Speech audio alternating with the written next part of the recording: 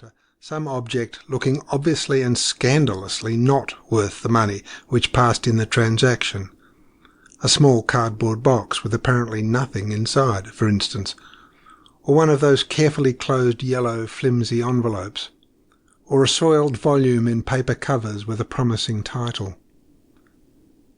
Now and then it happened that one of the faded yellow dancing girls would get sold to an amateur, as though she had been alive and young.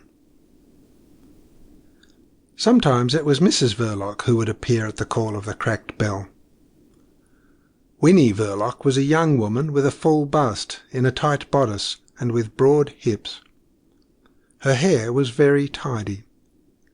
Steady-eyed, like her husband, she preserved an air of unfathomable indifference behind the rampart of the counter.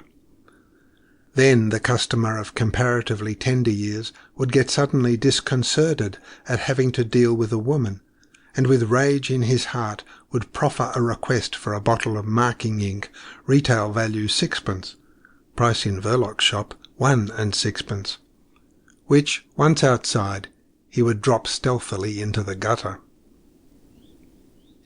The evening visitors, the men with collars turned up and soft hats rammed down, nodded familiarly to Mrs. Verloc, and with a muttered greeting lifted up the flap at the end of the counter in order to pass into the back parlour, which gave access to a passage and to a steep flight of stairs. The door of the shop was the only means of entrance to the house in which Mr. Verloc carried on his business of a seller of shady wares, exercised his vocation of a protector of society, and cultivated his domestic virtues. These last were pronounced. He was thoroughly domesticated. Neither his spiritual, nor his mental, nor his physical needs were of the kind to take him much abroad. He found at home the ease of his body and the peace of his conscience, together with Mrs. Verloc's wifely attentions and Mrs. Verloc's mother's deferential regard. Winnie's mother was a stout, wheezy woman with a large brown face. She wore a black wig under a white cap. Her swollen legs rendered her inactive.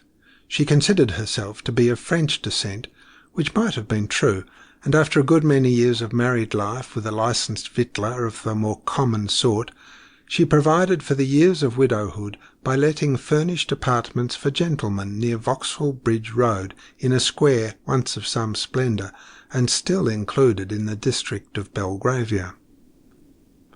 This topographical fact was of some advantage in advertising her rooms. But the patrons of the worthy widow were not exactly of the fashionable kind. Such as they were, her daughter Winnie helped to look after them. Traces of the French descent which the widow boasted of were apparent in Winnie too.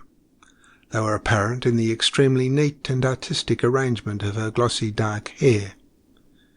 Winnie had also other charms: her youth, her full rounded form, her clear complexion, the provocation of her unfathomable reserve, which never went so far as to prevent conversation, carried on the lodger's part with animation, and on hers with an equable amiability.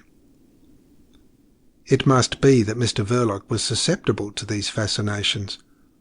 Mr. Verloc was an intermittent patron. He came and went without any very apparent reason. He generally arrived in London, like the influenza, from the Continent. Only he arrived unheralded by the press, and his visitations set in with great severity. He breakfasted in bed, and remained wallowing there with an air of quiet enjoyment till noon every day, and sometimes even to a later hour. But when he went out, he seemed to experience a great difficulty in finding his way back to his temporary home in the Belgravian Square. He left it late and returned to it early as 3 or 4 in the morning, and on waking up at 10 addressed Winnie, bringing in the breakfast tray, with jocular, exhausted civility, in the hoarse, failing tones of a man who had been talking vehemently for many hours together. His prominent, heavy-lidded eyes rolled sideways amorously and languidly. The bedclothes were pulled up